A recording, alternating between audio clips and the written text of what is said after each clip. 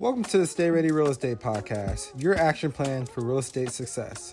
Here, we stay ready. Staying ready is being mindful of time and actively doing the things on a daily basis so we stay prepared for the opportunities that come our way.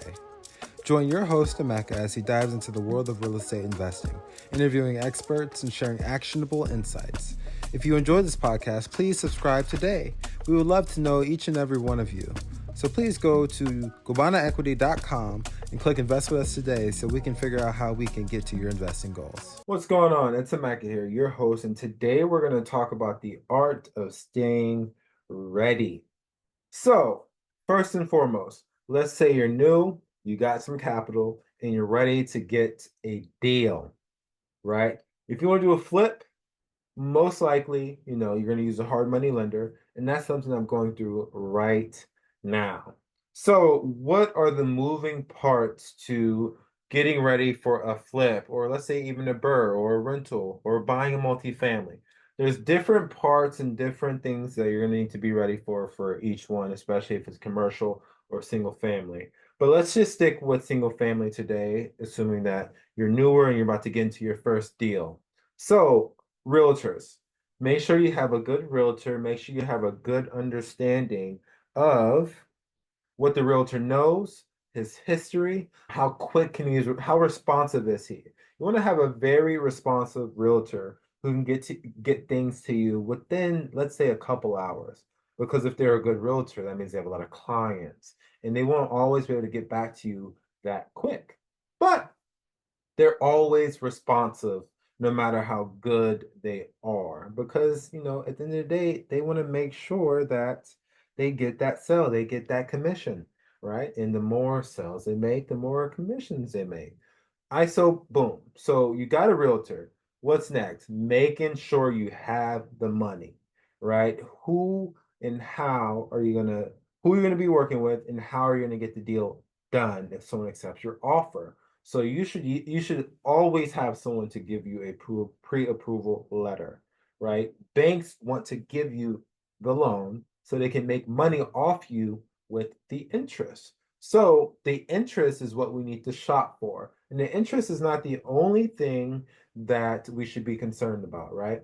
But the interest is a big factor because that's what's going to start eating you up, right? 11% interest versus 8% interest is a big difference. So line up your hard money lenders and your agency lenders, right? Hard money is pretty common for a flip. The hard money, assuming it's a 12-month loan, up to 12% interest, and they may even, fund the purchase and the rehab, or 85% of the ARV. So make sure you have those in line, because I'm currently working on a deal. It may get accepted, it may not, but I'm telling you to stay ready. And I thought I was ready, right? I had 3 people that I reached out to immediately. Some were responsive, some weren't as responsive. At the end of the day, I still got it done. I got the pre-approval, and I was ready for that. And then if they accept the offer, then we can maneuver off that. So if you have a pre-approval, realtors love you, because then whenever they're making an offer and they're talking to the other agent, they are legit, and the agent's going to be more responsive and may take them more seriously and want to accept the deal because they already have the pre-approval. What would you do if someone came to you and offered you, whatever it is, they offered you $300,000 for your house? 2 people.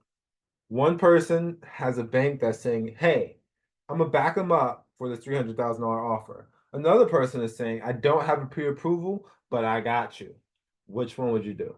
You would do the one with the pre-approval letter.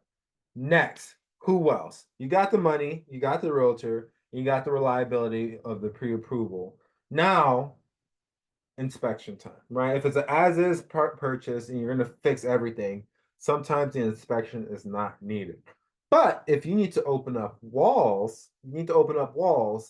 absolutely get an inspector, no ifs, ands, or buts. Because let's say there's termite damage. You see some termite damage in one area. Well, if it's in one area there, it could also be in one area over there. And next thing you know, you have to take out all the walls, you have to reframe, and put new drywall. And that is not cheap. That is money. That is money that's coming out of our pocket based off our underwriting that is not expected, right? If you don't expect to take out all the drywall and put new framing, that's a lot of money that you need to come out of now. So always get an inspector. Choose someone local. Most inspectors are going to point out every little thing, and that's exactly what you want. Don't be nitpicky, right? Most sellers know exactly what's wrong with their property, even if they say they don't, they do. As long as it's not, let's say I see something that's wrong with a wall, there's mold. Let's see if okay, let me tell you this. Let's see if I see water coming down from HVAC. I see a wet drywall with a moldy floor, right? You can obviously see it. And you go to the realtor and you ask them, has there been, like, is there any issues with mold, termites, etc.? If it's not officially disclosed that that's what it is, we're not professionals, right? So we can't necessarily guarantee that's what it is, even if we know. So the realtor can say, hey, no, I don't know anything because, like, nothing's been reported. That's what the selling realtor can do. So that's why we get inspectors if we suspect any kind of nonsense like termites, mold, etc., like that. Make sure you have an inspector that you can trust. Make sure you have an inspector that goes through the details and is going to give you the information in a timely manner. Some inspection periods are 10 days, 15 days, some are 5 days. So make sure you have someone in your phone in the line and ready to go. So if you put in earnest money, some people put, five to $20,000 worth of earnest money down. You want to have these guys ready so you don't lose that if you need to back out, because then you'd be a sad puppy, right? The inspector, and then also have your contractors ready. Contractors are going to be busy, period. Most of them won't give you the light of day if it's a small job. So make sure you're building relationships way before we get to this point or making an offer. Build a relationship with a contractor. Now, pay them if you're going to have them come out, right? Their time is literally money, right? So pay them to come out if you need. If you can find someone you don't have to pay, which would be ideal, that is phenomenal. But if you're paying these contractors to come out, that shows them that you are serious, you're about this, you have skin in the game, and you will end up choosing someone, even if it's not them, because you're putting money into it, right? No one puts money into something they're not serious about. And if they are, they just like to waste money. You got the contractors. Now make sure when the contractors come and they're giving you the scope of work, get a time frame of when they can do it, right? If you're expecting a 3-month turnaround and they said they can't get started and they say they can't get started for 2 months and it's going to take 3 months to fix it up, you do the math. So make sure you're getting in contact with these contractors and talk to multiple. My rule, the rule of three, right? Get 3 contractors to come out and give you quotes. And then if the property, if they accept your offer and you close, then you get even three more, just to make sure you can align all the quotes, weigh the pros and cons. Just because they're cheap, just because they're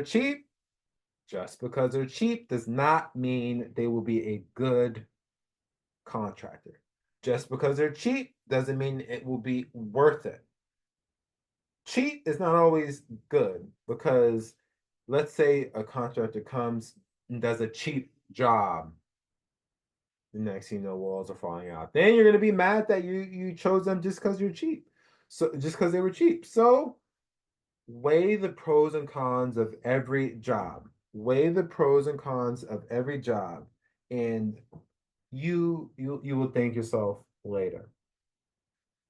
Now, while the contractor is remodeling, right? We're not GCs. Well, some of us may not be GCs, and some of us might not exactly know what to look for or expect, and that is okay.